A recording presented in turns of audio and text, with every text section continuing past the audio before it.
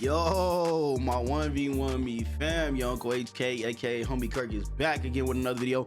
In this video, hey man, I got to the nitty gritty with Blix. I've been seeing y'all in the Staker chat, been saying, yo, Blix is inconsistent, Blix fell off, this, that, him and Shaynex needed to split up after season 0, all this and that. He's only won 4 out of his last 10, and people consider him a top 5 team in the league. I was like, bro, I gotta get Blix in the call.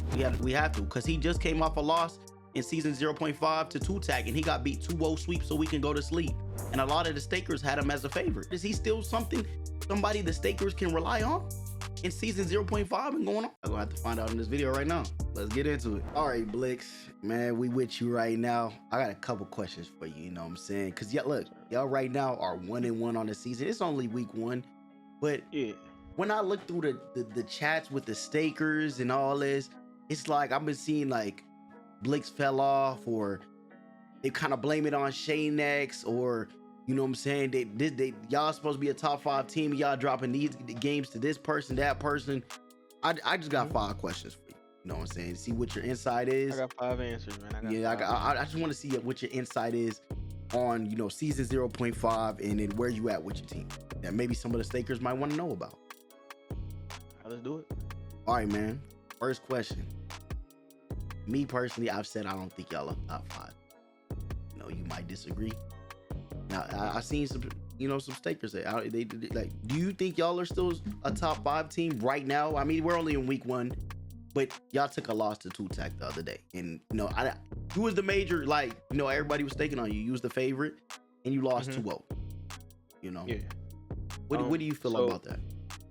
I think we're right outside that top 5 at this very current moment. And I think 2-tag takes 5 from us. You know, he got to step up at center, D-Nail, and they mesh real well from the looks of it week 1, you know. But yeah, my top 5 teams would be Chad, Takeover, Freaky, Narcy, Twins, and then 2-tag. Okay. And you would be right out there, or you still like think? Yeah, I think my team is right outside. You could even say we'd be 7. You know, I'm always be honest. You could stick another team in there, but I don't really see any other team that just like clears us. Any other sort, like if you want to say Drew, we beat Drew. But yeah, I'll take my team at 6 in this very current moment. Okay, now that leads into my next question. How do you feel about people saying you fell off, like the stakers, or you know, like you see people mad, like, well, yo, how is Blix losing this? Like, he's supposed to be a top 5 guard. He's supposed to be this and that. Like, how do you feel about people saying you fell off? I mean, honestly, bro, you know, I've been here for a long time. I've been doing this for a long time. So when people say I fell off, you know, it's always a team game. You know, sometimes I will sell the series. At the end of the day, it's a twos course, so the game revolves around the guard. But I mean, when you watch, like, you see my center sometimes miss a rebound. It's not his fault that we lose the game. But, you know, it's a team game, so it can't just be Blix fell off. It has to be, you know, Blix and Shane fell off, or maybe like this team doesn't work or something like that. You know, I don't really care what the people say. You know, I've done things that people will and won't do on this app. So, you know, it doesn't really affect me in any way, shape, or form. You know. Do you still think you're like in that top 4 guard? You know, do you still? Yeah. Okay.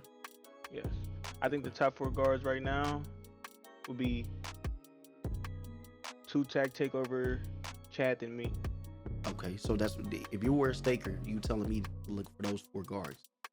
Yeah, I like those 4 guards. Okay. I like those 4 guards a lot. Okay. That leads into my next question.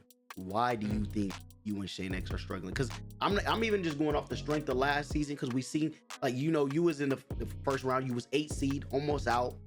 You went against Streaky, everybody thought you was gonna win. Like, and you was like, you love to see RC. You know what I'm saying? Still do. And you just guys lost. What was it? 2-1? Yeah, 2-1. Yeah, 2-1 game 3. And then I mean, bro, like, you know, in game 3, I had 4 or 5 steals. I left it all out there, bro. So it's like, I'm only speaking for myself, saying I want to see RC. You know, I'm not really speaking for Shane. But still in all, that's the team I want to see anytime. You know, before that series right there, we were 4-0 against them on the season. So I felt pretty confident, as I should have, you know. Do you feel like you and Shaynex, real quick, do you think you and Shaynex been in like a little. Do you feel like y'all reached y'all ceiling, or y'all like a decline, or y'all going up and down? Like, I just feel like, consistency is what matters the most. And it's hard for us to stay consistently like great at the same time. So one series Shane will be getting steals, horsing, and I'll be missing. And then one series I'm playing the best defense of all time, making my shots, and Shane's getting horsed. So we're just not being consistent with each other on the court. We gotta find that, and if we don't, then some other things gotta happen. Okay. We gotta find that consistency on the team. That leads into I got like just 2 more questions for you. What needs to change with you and Shane? One, I feel like I changed my build a little too much. I said that about Larcy Q, so I gotta take my own advice. But I don't think it hinders my game, like not my shot or anything. But I just changed my build too much, and that might affect Shane in some way, shape, or form. He says he likes when I play on a 6'4", and he's on this build, so I gotta just find my build and just play.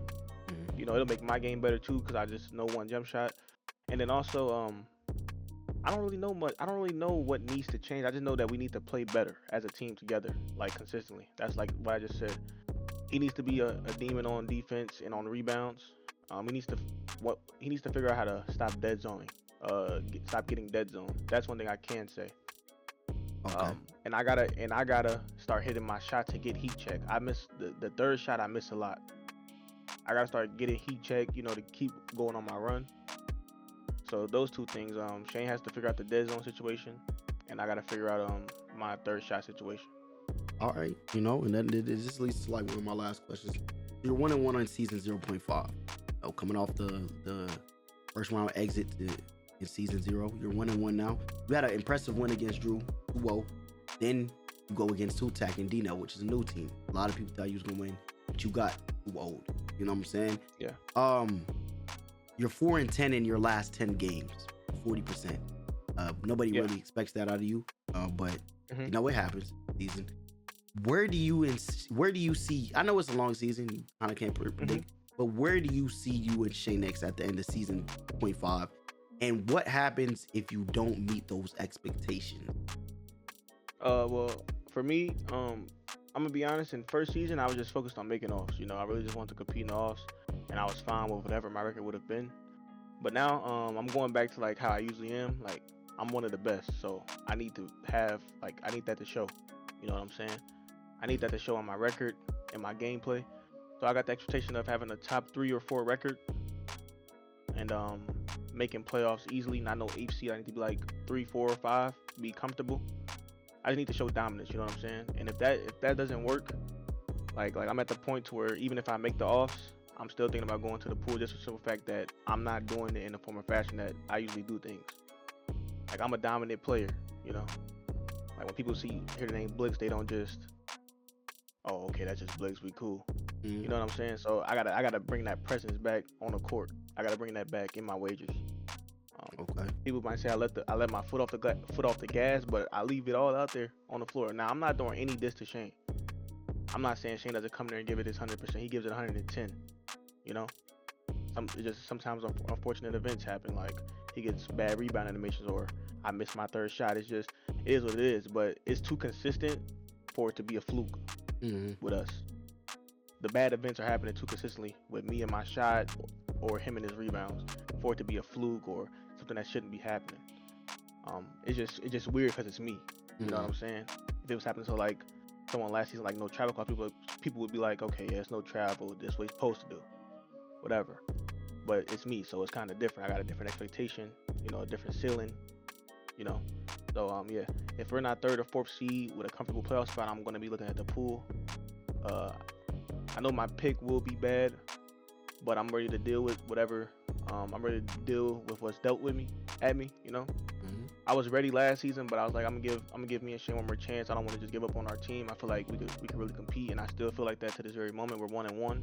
We got a pretty solid schedule coming up. We play for the crown as well soon. So, it's 5 weeks, still a long season, lengthy season. But yeah, those are the expectations, man. All right, one last question. Why, if I'm a staker, why should I still stake on Blix? Well, one, still stake on Blix for the simple fact that I've made top 5 money on the app. fifth person on the entire app to hit $1 million for stickers earned. It's not an easy thing to do. You know, there's not even people that have it. Well, that's one. Two, I'm very entertaining. You know, I talk. You know, I read my chat. I'm a very entertaining guy. You know, I make it feel like, you know, you could trust me with your money at any point, at any time. At least that's what I feel like. And then three, my gameplay shows for itself. You know, I'm still an elite player, and so we're saying we're still elite players. You know, we're also playing against other very elite players at the end of the day. So, when you look at me and my team, just know that you're gonna get the best version of us at all times. We're gonna try to give you the best version at all times. All right, man. Hey, Blix, thank you.